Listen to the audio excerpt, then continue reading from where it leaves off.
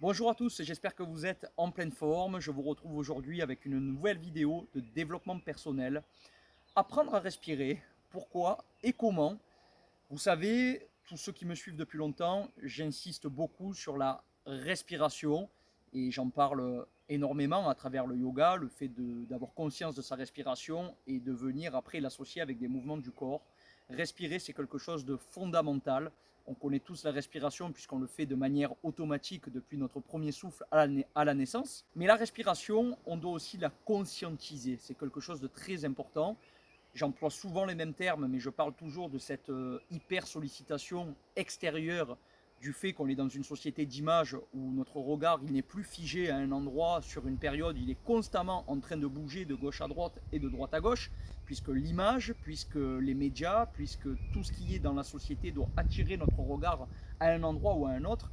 Mais au bout d'un moment, il faut revenir à soi, se centrer pour respirer et se faire du bien de l'intérieur. Mais je vais vous expliquer aussi les mécanismes, parce que c'est très bien de vous dire faites-vous du bien de l'intérieur, mais surtout à quoi ça sert. Au niveau du système nerveux, je vais schématiser pour que ça reste accessible à tous et je ne vais pas trop rentrer dans les détails. Retenez qu'il y a le système nerveux sympathique et le système nerveux parasympathique. C'est un peu plus complexe que ça, mais c'est pour illustrer mes propos. Quand on est dans les automatismes, quand on est dans notre routine de vie, dans l'enchaînement de notre quotidien, toujours la formule métro boulot dodo, on est souvent dans le système nerveux sympathique. On est en apnée et on fait toutes nos actions que l'on a l'habitude de répéter, puisqu'on a pris cette habitude par le fait simplement de répéter chaque jour les mêmes automatismes.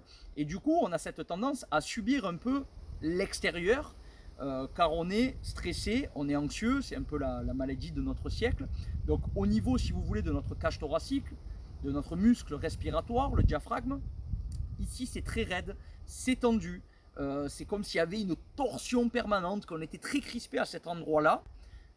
Et au bout d'un moment, il ne faut pas s'étonner que si on n'en revient pas à de la respiration active, consciente, ben, on va, par cette énorme tension qu'on a à ce niveau-là, on va acidifier notre corps. Car le stress, l'anxiété va activer l'hormone qu'on appelle le cortisol, l'hormone du stress dans notre corps, et on va à chaque fois aller dans une escalade de tension, de contraction de notre corps, ce qui va générer sur des mois, des années, des décennies, des maladies, un peu comme si on avait cristallisé notre corps de l'intérieur et que cette cristallisation fait qu'on a des gros blocages, des gros nœuds. Je le retrouve chez beaucoup de personnes que j'accompagne au niveau de la nuque, des cervicales, au niveau du dos, haut du dos, bas du dos. Et il faut revenir et réapprendre à respirer en conscience. Parce que quand vous respirez en conscience, on fige le regard, on se pose, voire même on ferme les yeux, et on est juste là à prendre le temps de conscientiser cet exercice, de respirer pour détendre notre cage thoracique, notre muscle respiratoire, le diaphragme. Et c'est un enchaînement de combinaisons dans notre corps, de manière physiologique, même de manière organique, qui va faire qu'on va agir sur notre système nerveux. On active le système nerveux parasympathique, celui de la relaxation, de la décontraction physique, musculaire, même émotionnelle. Et on va stimuler le nerf vague et on va activer tout le processus d'alcanisation du corps plutôt que l'acidification de notre corps que l'on subit quand on est dans le système nerveux sympathique, dans notre formule métro boulot dodo. Mais le fait de ne pas être en apnée et d'apprendre à respirer et de le faire régulièrement, vous allez vous faire du bien à l'intérieur et vous allez activer quelque chose de nouveau, des nouveaux ancrages en vous, des nouveaux engrenages qui vont vous tirer vers le haut, qui vont faire que vous allez avoir un système immunitaire renforcé, que vous allez être en meilleure santé, et ça va aussi ouvrir la voie à toute autre chose, des activités comme le yoga, comme la méditation, qui permettent d'aller encore plus loin et au-delà de s'entretenir, mais aussi de guérir d'un point de vue, encore une fois, soit physique, soit mental, soit émotionnel, mais aussi de s'ouvrir d'un point de vue spirituel.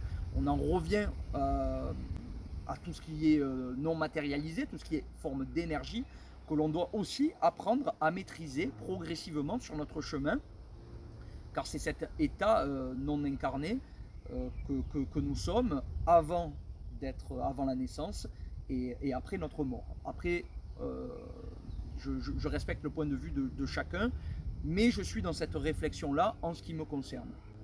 Donc, apprendre à respirer, apprendre à se poser, apprendre à contempler de l'intérieur en fermant les yeux, et puis après, trouver des activités autour de ça qui vont vous faire plaisir pour la pratique, même la relaxation, le yoga nidra, d'être allongé, d'écouter une musique agréable qui nous fait aller aux portes du sommeil tout en gardant notre conscience active.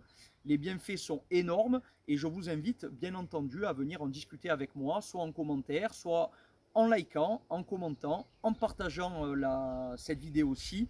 Elle est ultra intéressante et j'aimerais même que cette vidéo puisse être accessible aux enfants, car plus tôt on se consacre à ça, et plus tôt on apprend à repositionner le bien-être dans sa vie pour être mieux à l'intérieur et pour pouvoir être mieux dans sa vie quotidienne à l'extérieur, que ce soit dans la sphère personnelle, que ce soit dans le boulot, dans la sphère entrepreneuriale, dans notre vie de tous les jours.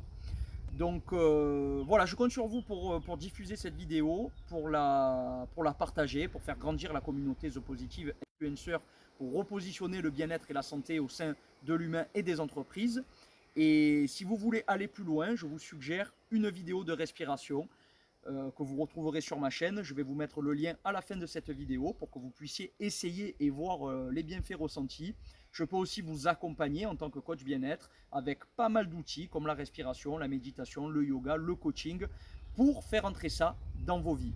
Je vous remercie à tous pour votre attention. Je vous retrouve quant à moi très bientôt pour une prochaine vidéo. Dans l'attente, prenez soin de vous et je vous dis à très vite.